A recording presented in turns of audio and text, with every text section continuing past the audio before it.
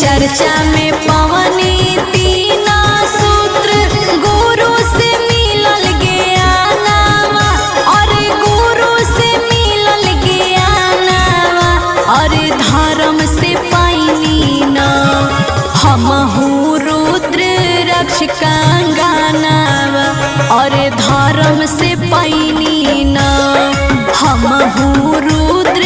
रक्षकांगनावा और धर्म से पैनी न।